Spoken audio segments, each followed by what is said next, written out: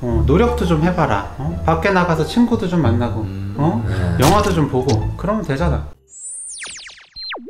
안녕하세요, 뇌부자들입니다. 안녕하세요. 오늘은 우울증에 대해서 조금 더 자세히 얘기를 해볼 건데요. 가까운 사람 중에 가족이나 아니면 친구, 선후배 중에 우울증으로 힘들어 하시는 분들 분명히 계실 겁니다. 실제로 진료실에서도 옆에 이제 힘들어하는 사람이 있는데 어떻게 해줘야 되냐, 그리고 이제 환자분들의 보호자분들께서 오셔서 어떻게 하면 좋을지 모르겠다, 이런 말씀 많이들 해주시는데요. 오늘은 그래서 우울증 환자분들에게 하면 안 되는 말, 요거에 대해서 말씀을 드려보도록 하겠습니다. 꼭 우울증 환자분들 뿐만 아니라 다른 정신질환, 아니면 굳이 정신질환이 아니더라도 그냥 정신적으로 힘들어하는 분들에게 공통적으로 해당될 수 있는 말인 것 같아요. 맞습니다. 그 첫 번째는요, 야, 네가 의지가 약해서 그래.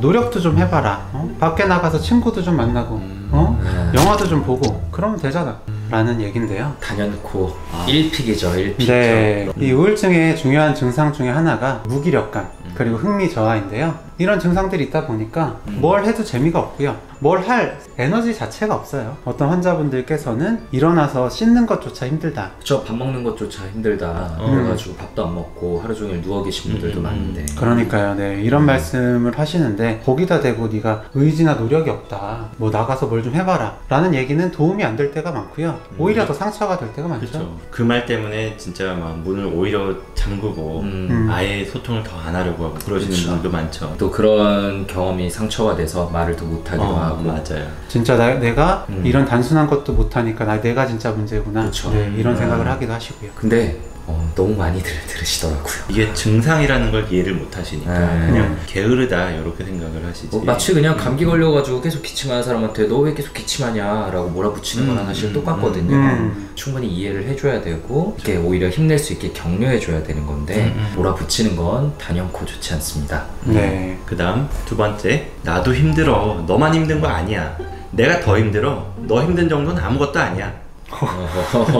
되게 연기 잘하시네요. 네. 되게 가슴 아프다. 평소에 좀 하시나 봐요. 약간 들었던 거를 표현한 것 같은데 나도 힘든 거 맞죠. 근데 이 상대방한테 나도 힘들다, 그 힘들고 아픈 거를 비교하는 이 자체가 굉장히 힘들다고 그러세요. 그래서 저도 얼마 전에 상담하면서 들었었던 얘기 중에서 모임 같은 게 있어요. 우울증 환자분들이 모여서 아니면 그냥 우울한 감정을 가지고 있는 분들이 모여서 이야기하는 그런 커뮤니티 같은 곳이 있는데, 거기서 어떤 분이 내가 우울증의 가장 선배다, 난 10년 동안 우울증을 앓았으니까 내 말을 들어라, 그리고 내가 진짜 힘든데 니네 힘들었었던 거 그거 아무것도 아니다, 이 얘기를 들었다는데 순간 거기를 탈퇴하라고 그러셨대요. 저도 그런 마음 들 것 같은데 겨우겨우 참아서 그래도 여기서 도움받은 게 있으니까 계속 나가보자, 이렇게 하셨다는데, 심지어 본인이 우울증을 10년 동안 앓았는데도 하기 싫게 되는 말이죠. 그렇구나. 거기서 나 땐 말이야 시전하셨는데요. 니네 지금 겪는 거 나 다 겪어봤어. 그거 별거 아니야. 난 더 힘들었는데. 그런 거 제 환자분 어떤 분께서는 고통 배틀이라고 표현하셨었는데 가끔 이런 생각이 든다. 고통 배틀하면 내가 다 이길 수 있을 것 같은데? 라는 생각이 들지만 분명히 사람마다 그 고통의 크기는 주관적인 거니까 안타깝네요. 그리고 또 많이들 하시는 말이 너 너무 예민한 거 아니야? 겨우 그거 작은 거 가지고 그래, 그런 거 가지고 힘들어하냐? 이런 말을 들으실 때가 많고 그게 또 상처가 되신다고 해요. 사실 우울할 때는 안 그래도 내가 이런 걸로 너무 힘들어하는 거 아닌가? 내가 너무 약해서 나에게 문제가 있는 거 아닌가? 그래서 상담하실 때도 그런 얘기 가끔 하시거든요. 진짜 별거 아닌 것 같은데 여기 와서 제가 이런 얘기 해도 되나? 맞아요. 선생님께 지금 폐를 끼치는 거 아닌가? 다른 환자분들 시간을 뺏는 거 아닌가? 이런 생각이 많이들 드신다고 해요. 그만큼 우울증은 스스로에 대해서도 그리고 주변의 모든 자극에 대해서 부정적으로 생각하는 게 특징인데, 안 그래도 그것 때문에 힘들어 하시는 분들께 너 그거 별거 아닌데 그걸로 힘들어하는 거야 라는 말은 정말 증상을 더 악화시키는 비수를 꼽는 말일 수도 있죠. 그래서 굉장히 중요한 말인데도 어디 가서 더 이상 말도 못하고 심지어 병원에 와서조차도 말할 마음이 안 들게 하는 그런 말들이죠. 그리고 진짜 똑같은 일에 사람마다 똑같이 느끼는 게 어떻게 가능하겠어요? 같은 사건이라도 다르게 느낄 수밖에 없는 건데, 그리고 또 사람마다 취약한 부분이 다 다르잖아요. 컴플렉스라는 말을 써서 얘기를 하기도 하는데요. 취약한 부분들은 다 다르기 때문에 그분들이 힘들어 하시는 건 사소한 게 아닙니다. 네, 다 힘들 수 있는 일인 거죠. 그리고 그 우울증 환자분들에게 하면 안 되는 말. 네 번째, 야 너처럼 활동적인 애가 무슨 우울증이야? 야 네가 우울증이면 나는 뭐다. 네, 뭐 이런 식으로 네. 이런 얘기도 상당히 많이 들으시고 또 상처가 돼서 진료실에서 이렇게 힘든 점 말씀하시는 분들이 많으신데요. 우울증이라고 해서 항상 누워만 있고 아무것도 못하고 네, 이런 것만 있는 건 아닙니다. 굉장히 다양한 모습으로 나타나고요. 어떤 분들은 뭐 짜증이나 화, 어떤 분들은 통증 뭐 이런 걸로 나타나기도 하고, 그리고 어떤 분들은 마음이 정말 힘든 만큼 그거를 끝까지 눌러담고 반대로 더 밝은 척 하시는 분들도 맞아요. 많잖아요. 네. 굉장히 애써서 그렇게 네. 하시는 건데 네, 그렇죠. 그거를 몰라봐주고 내가 힘든 모습 보이면 남들이 더 힘들어 할까봐 정말 그분은 노력해서 힘을 내서 그렇게 하고 계시는 건데, 주변에서 그것조차 알아주지 못하고 힘든 것조차 약간 무시하는 것 같으니까 더 상처를 받으실 수밖에 없겠죠. 그렇게까지 밝게 지내시던 분이 나 사실은 우울하다 라고 얘기를 꺼낸 건 엄청난 용기거든요. 네, 그분에게는 자기 감정 표현하는 게 너무 어렵고 불가능한 일이기 때문에 이렇게 애써 밝은 척했던 분이 그 말을 털어놨다는 거는 앞에 있는 분을 정말을 겨우 신뢰하고 다른 그 누구에게 못해도 네. 이 사람에게만은 조심스럽게 꺼낸 건데 그 반응이 돌아올 때는 정말 되돌릴 수 없는 상처로 돌아오죠. 아 역시 누구에게도 이런 감정 표현해서 안 되는구나 라고 더 상처받게 되는 경우가 많아요. 그리고 다섯 번째, 마지막으로 정신과 약 그거 먹으면 중독된다는데 먹지 마. 이것도 굉장히 큰 저희가 여러 번 이야기했었던 오해 중에 하나기도 하고요. 또 좀 전에 말한 것처럼 나름대로 눌러 담고 이겨내려고 하다가 사실 안 돼서 병원을 찾아오신 거잖아요.